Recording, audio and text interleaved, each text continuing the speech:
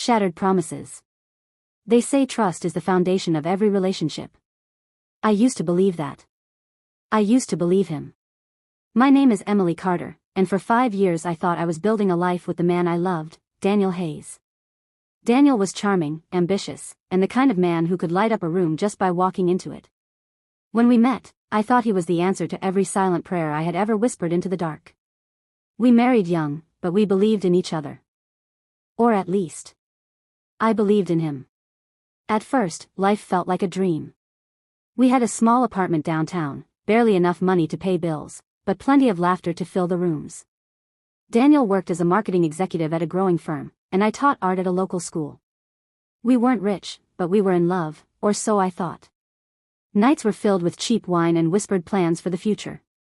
We'd talk about kids, a bigger house, traveling the world.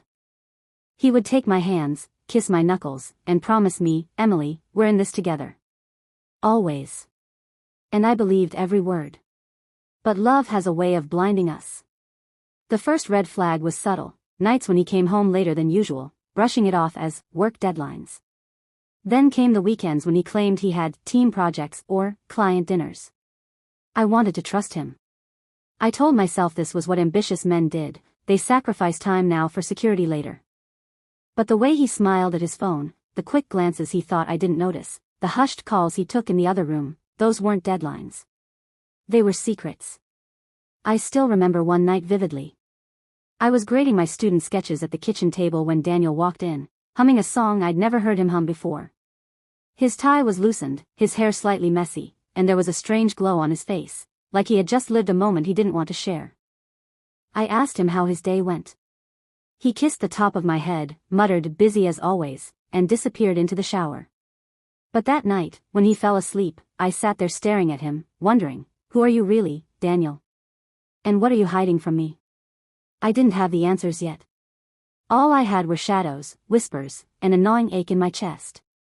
I told myself I was imagining things. That I was paranoid. That he loved me. But deep down, I knew something was breaking. The truth always has a way of finding its way out, no matter how carefully someone tries to bury it. For weeks, my suspicions grew like weeds in the cracks of our marriage. Daniel's late nights, his sudden bursts of secrecy, the way he smelled of perfume that wasn't mine. I told myself it was all in my head. I wanted so desperately to believe in us. But the truth doesn't care about what you want. It happened on a rainy Thursday evening. Daniel had left for a work dinner, and I stayed home, grading assignments. At some point, his phone buzzed on the kitchen counter. He had left it behind, which was unusual. Daniel never left without it. I told myself not to look. That if I respected his privacy, maybe I could preserve what little trust we had left. But then another message lit up the screen. "I miss you already. Counting down until I'm in your arms again. Claire." Claire. His colleague. The woman he had mentioned in passing so many times. "She's just a coworker," he had said. My hands shook as I unlocked the phone. What I found inside made my chest tighten like a vice. Dozens of messages. Pictures. Plans. Love notes. Months of stolen moments, each one woven with lies he had fed me. It wasn't a fling. It was a full-blown relationship. I don't remember how long I stood there, staring at those words, my tears blurring the screen. My knees gave out, and I sank to the floor, the phone slipping from my hands. The man I had built my life around had been living a second life all along. And suddenly, every late night, every excuse, every smile to his phone, it all made sense. He hadn't been coming home late because of work. He'd been coming home late because he was with her. That night, I couldn't sleep. I watched the hours crawl by, my heart twisting between rage and heartbreak. At dawn, when Daniel finally stumbled through the door, I confronted him. "Who is Claire to you?" I asked, my voice trembling. He froze, his tie half loosened, his eyes wide like a cornered animal. "She's just a friend," he stammered. "Don't lie to me, Daniel." I shouted, my voice cracking. "I saw the messages. I know everything. How long has it been? How long have you been betraying me?" For a moment, he said nothing. Then he sighed, running a hand through his hair. "Emily, it wasn't supposed to happen like this. But Claire understands me in ways you don't. I didn't mean to hurt you. His words cut deeper than any blade. She understands me in ways you don't. 7 years together, and this was what I was worth? A disposable chapter in his story? I wanted to scream, to throw something, to shatter every piece of our home that we had built together. But instead, I stood there, trembling, with tears streaming down my face. "Get out," I whispered. "Emily. Get out." I screamed, my voice echoing through the apartment. He hesitated, then grabbed his jacket and walked out the door, leaving me surrounded by silence. That night, I realized something had truly died. Not just our marriage, but the person I thought Daniel was. And I was left holding the broken pieces. Grief and betrayal are strange companions. They sit together inside your chest, one screaming with pain, the other whispering questions you'll never have the answers to. After I told Daniel to leave, the apartment felt unbearably silent. Days blurred into nights. I'd catch myself staring at the door, half expecting him to walk in and apologize, to tell me it had all been a mistake. But deep down, I knew there was no apology that could erase the images burned into my mind, his words to Claire, their stolen moments. Still, I couldn't stop thinking about him. 7 years isn't something you can erase overnight.